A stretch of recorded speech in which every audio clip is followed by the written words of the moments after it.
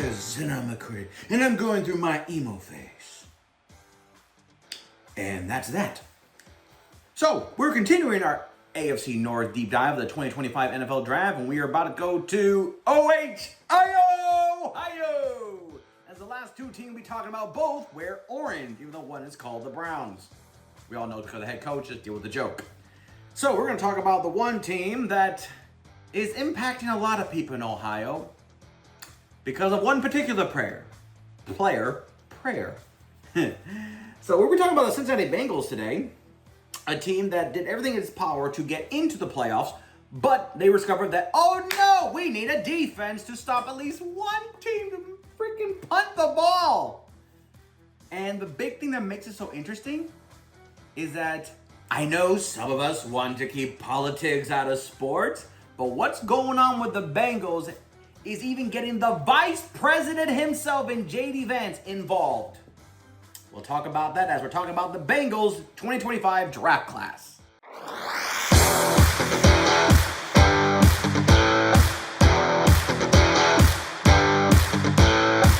But anyway, the Bengals! At the time of this recording, Trey Hendrickson has not been signed, even though he's still projected to be the starting right defensive end for the Baltimore. For the Cincinnati Bengals. I am sorry. Bees. I'm going to be talking about the birds and the bees before you know it.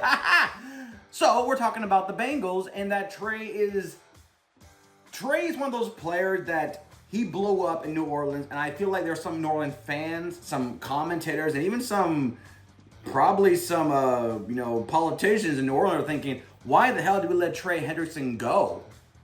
One, he was proven to be very expensive, and rightfully so. And let's be real, Trey was a big acquisition by the Bengals, so much to the point that he proven that his time in New Orleans wasn't a system thing, but his talent was so utilized, it was valuable. And I said during my recap video of the Bengals that hopefully by the draft, the Trey thing would be resolved, because the only way the Bengals are not going to make the playoffs is that their defense can be better than it was last year. And there were a lot of games where the offense was dominating and the defense was so not even average. It hurt the Bengals season when the Bengals went on this long run at the end of the year.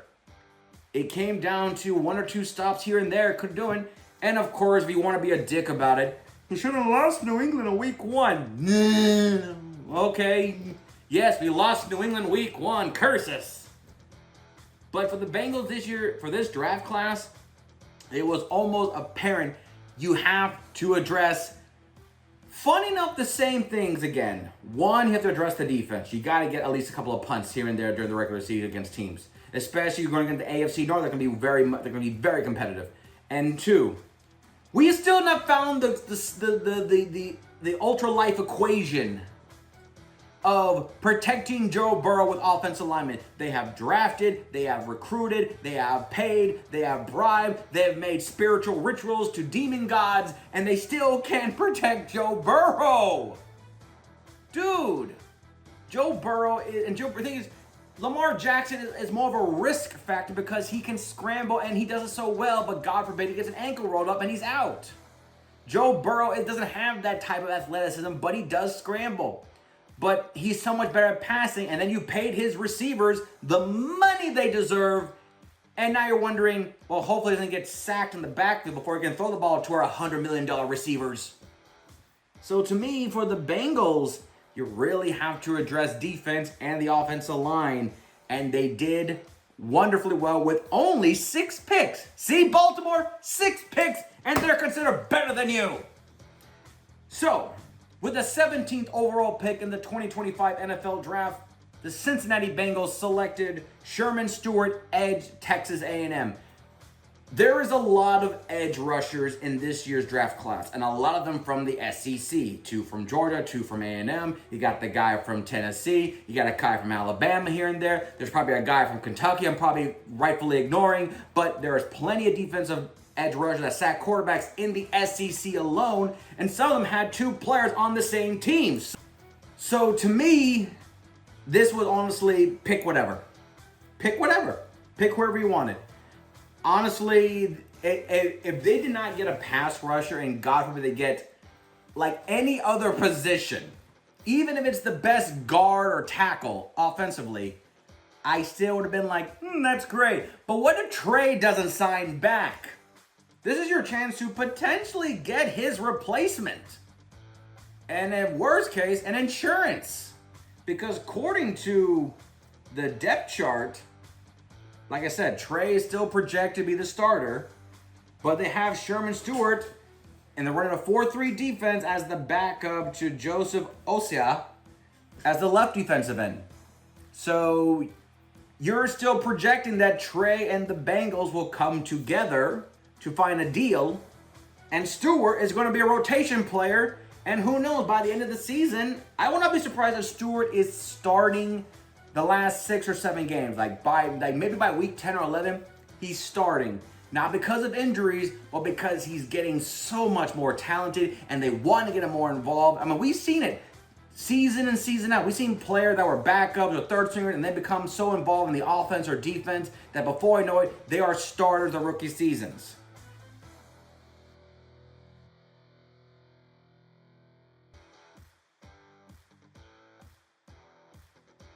And sometimes it was almost a case of, I thought it'll be earlier, but I'm glad it's happening now. So for Stewart to join the Bengals, I think Bengal fans are thinking, at least you address the position. Now, can we address Trey, please?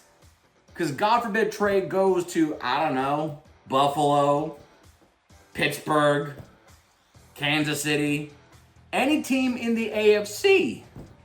Can you imagine goes to I don't know, Indianapolis, Houston, just some other team that already has a good pass rush and just gets him there. Now, granted, Trey probably going to become a starter, so yeah, be aware if he goes to the Chiefs. I'm just saying, just be scared shitless if he goes to the Chiefs or Buffalo. That's what I'm going to say. So we go to the second round, and with the 49th pick in the 2025 NFL Draft, the Cincinnati Bengals selected Demetrius Knight Jr., linebacker, South Carolina. Now, they currently have Mr. Knight Jr. as the weak side linebacker behind Pratt, so rotation definitely gets involved, but this just adds more to the Bengals addressing defense. Honestly, I would not have been surprised if they doubled up and got another edge rusher for this pick, because to my knowledge, I think Mike Green got picked up just before Knight. So what if they would have gotten Mike Green? At least I believe so. I think Mike Green was a 59th overall pick. So I think if the Bengals would have gotten Mike Green, they would have basically told Trey, okay, we don't need you, bye. So I feel like they couldn't make that decision, so they went with the other choice by, okay, we got a new pass rusher, let's solidify our middle linebacker position, let's get another one there. So to me, this was more of insurance development, because honestly, both these players are not viewed as day one starters, but I would not be surprised if they're contributing to the point they get starting positions, by week 10 or later. So to me, this is more of development, learning, get involved, and the way the Bengals defense looked last year, it could be a situation of we just need fresh talent to get in there and see what happens. Because if Joe Burrow puts up 40 points a game, but we still lose 42-40, that's not a good stat to have. You can be the greatest show on turf of the Rams and have a defense that gives up, one of the worst scoring defense in the league. You can't be that way. And you can't rely on just other teams making mistakes week in and week out to always win, when you should be able to be strong enough to stop them and force punts. Just forcing punts helps the Bengals. Seriously, the Bengals are one of the offenses that I feel like no one wants them to have the ball, let alone last possession for a last second drive. Nobody wants that for the Bengals. So them doubling up on defense is clearly saying to the fan and to the players, we are addressing the need of defense. And then we go to the third round with the 81st pick in the 2025 NFL Draft. The Cincinnati Bengals selected Dalen Fairchild, offensive guard, Georgia. Now, we have said that somehow ever since the Super Bowl loss to the Rams, the Bengals have been on this journey of trying to get the offensive line situated. They got a lot of acquisition from free agency, and honestly, I thought it was like, boom, there it is. There is the defense. But funny enough, The Chiefs also have offensive line problems because Mahomes gets ankle rolled up and the tackles don't protect him as much as they like to. And we have seen that happen time and time again. And in 2 Super Bowls, it was the biggest factor in why the Chiefs got blown out in both the Super Bowls. For the Bengals, is just the defense can't force stops, so if our offense stalls, that's like getting 2 stops against our own team. So we need to address the offensive line. And probably the biggest thing is we need to address interior-wise. Protect it. Outside guy, we should be fine with Brown and Mims. But to inside, we need to protect inside to avoid the defense tackle from coming upfield and sacking our quarterbacks. Now, they currently have Dylan Fairchild as the left guard behind Cordell, who was viewed as the starting one. So he is viewed, once again, as a backup. But backups in today's NFL is basically, if the time called for it, you better be ready. Whether it's playing time, whether it's injuries, whether it's scheme reasons, what have you. But it feels like the Bengals, with all the picks so far, they're not forcing their rookies into starting roles, projectedly anyway. But that doesn't mean they will not be started by the halfway part of the season due to injuries or due to play or due to changes of scheme. But this is clearly meant to develop and probably find a way to give Joe Burrow finally an offensive line, because there are teams that have had quarterbacks that they did not draft and they spend time developing their offensive line and they are thriving. Lions and Bucks come to mind. So Bengals, you need to do the same thing. You need to get the offensive lineman protection, because if Joe Burrow goes down, so basically there's hope of a season for the Bengals. Like I said, the AFC North is going to be tough, and I'm not saying it just to say it. It is going to be tough, especially if what's on paper matches what's on the field. So we go to the 4th round. Like I said, they got 6 picks. They didn't really bother moving up or getting double picks in any round. In the 4th round, with the 119th overall pick in the 2025 NFL Draft, the Cincinnati Bengals selected Barrett Carter, linebacker, Clemson. I wanted him to come to Tampa. But I was also afraid that Carter would have gone to like Buffalo or the Eagles, contending teams. Okay, I'm not saying the Bengals are not a contending team, but yeah, I think the Bengals got a steal here with Carter. Honestly, I'm more excited for Carter than I am for Knight Jr. from South Carolina. Not no disrespect, but Carter was one of those players that you just, when you watch him play at Clemson, there were moments where you're just like, man, either it's one of those times where you see player that go from a freshman to their junior or senior year, they're just like, he has that, like something, like everything is going right. His dieting, his workouts, his grades, his girlfriend, whatever, everything is just syncing perfectly in line, and he's taking advantage of it, and he's not struggling to take advantage of his opportunities. He is thriving behind it, and he's going to a Bengal team that honestly is just saying, we need defensive help, so come in and help us. And Carter's probably one of those type of linebackers that's like, sure. They currently have Carter projected as a weak side linebacker, funny enough, behind Knight Jr. So we got 2 rookies being projected on the same weak side, and I don't know. I said before that when you determine which side of the ball you're on, left or right, weak, middle, strong, whatever, sometimes it's kind of hard to say, I also can do this, because sometimes your intangibles don't work. But I'm not surprised if Carter is probably, if you can say yes, he's viewed as a 3rd stringer, but do not be surprised if he's just as glorified as a backup, just like Knight Jr. is, and it's just an occasion of, we just drafted him first, so right now we're just going to put you there for right now. But when training camp starts and the competition heats up, then we're going to finally see what you guys really do. So keep an eye out for both Knight Jr. and Carter in preseason. And honestly, whoever just leads the defense in tackles will probably get that backup job and potentially be fighting for playing time in the regular season as early as week 1. Then in the 5th round, with the 153rd pick in the 2025 NFL Draft, the Cincinnati Bengals selected Jalen Rivers, offensive guard, Miami, the U. So, once again, the Bengals are addressing the interior side of the offensive line, something that I felt like they have tried and tried again to resolve. Now, Mr. Rivers is currently being viewed as, funny enough, as a left tackle. So unless he was initially a right guard at Miami and they moved him to tackle, which sometimes I feel like they don't do that, or, like in sometimes, I got my notes wrong. And sometimes that happens.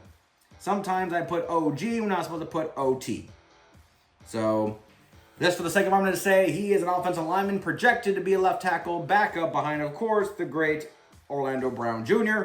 So, this is meant for development. This is meant for the future. This is meant for learn, develop, and in the future, we'll see. Who knows? Maybe they'll put Rivers into an extra tight end formation as an extra blocker in short yardage situations, you know? Sometimes, pretending to be a tight end and really just an extra blocker to just make a power run, whatever have you. So to me, this is more development. This is more for the future. And like I said, yeah, if he was a guard in Miami and they moved him to tackle, then my notes are wrong. And sometimes that happens. But what we can say is he is a Bengal and he is an offensive lineman. There you go.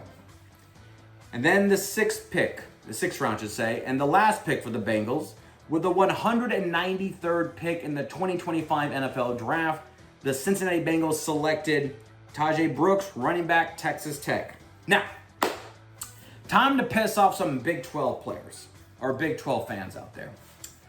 I've always viewed the Big 12 as defense doesn't matter, offense matters the world.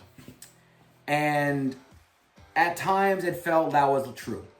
It felt like that most Big 12 matchups were basically basketball scores. They were high scoring. And sometimes when you think of defensive players, you don't think of Big 12 anyway. Unless you're thinking of defensive back, because they're the reason why they keep the defensive stopping is because they force turnovers off the quarterback 45 pass games. So, and when it comes to running backs, most teams run a spread or an air raid type offense, especially a team like Texas Tech, which to my knowledge, they've always been viewed as a spread air raid type offense. Them getting a running back in Brooks, I can't help but feel that this would, especially when Brooks is viewed as the fourth string, Brooks must be a very talented receiving running back to be picked up by the Bengals. With Chase Brown and Zach Moss and Sami Perrin. He's a former Oklahoma running back. I forgot how to pronounce his name badly, sorry. Brooks must be offering intangibles as a receiving back. That might be the only reason why I can see why the Bengals will take a chance on a running back when the running back department card is kind of full with 1, 2, and 3 and all have impacted. So to me, Brooks is probably utilized more as a receiving back and probably as a third down back at times. Now, could he develop potential to be an every down back? Possibly, but in today's NFL and the way the Bengals run their offense, I can't help but Brooks is just a very good receiving running back that just has the intangible to get into space. As much as he's a 6th round pick running back, in today's NFL, that means nothing. If Brooks can make catches on screen passes and swing passes and, even go on outside and flats and if he makes catches in preseason, he will find a roster spot on this team and then he'll have time to develop further. But to me, Brooks is definitely screaming, I have good hands for a running back. Now, that's the last pick for the Bengals. The grade I give the Bengals, like I said, if that defense is resolved and Trey is back with all good and all positive, then the Bengals are contenders. And quite frankly, I'm going to go and say they are. The Bengals offense is too legit to quit, and the defense, I just feel like they can't be as bad as last year. So they have to be at least a little bit better, and that could determine that could be as easy as 2 extra wins for the Bengals. Plus, I don't see the Bengals starting off once again slow again like they have been for the past few seasons with Joe Burrow. 0-2 starts. Really? Come on, guys. I know it was the first 4 weeks of the season, but 0-2 is not a good thing. Psychologically, it just messes with you. And the most exciting player I have for the Bengals?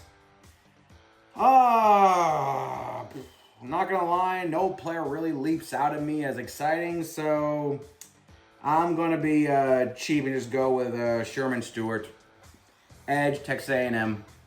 It was the Bengals' first overall pick for them. It was them to determine what the future for the Bengals, and quite frankly, it was one of the biggest need, if not the biggest need, coming into this draft cycle, because Trey was still question marks, and they need to sack quarterbacks, especially in this AFC North. And especially to get to the playoffs, you got to sack quarterbacks in this AFC playoff period. So to me, Stewart is my player I'm most excited about to prove that he was valuable as the 17th overall pick and for the Bengals. So, we are done with Cincinnati. We are done. But now we're halfway through the Ohio market. Because now we're going to talk to the Browns. And boy, oh boy, do I save the best for last, because Sanders is in Cleveland. Boy, oh boy, do we have some pitchforks and torches to talk about when it comes to the Browns. And trust me, I have been waiting to talk about the Browns. So until next time, I'm Cortez, and I'm a critic. Thank you so very much for watching.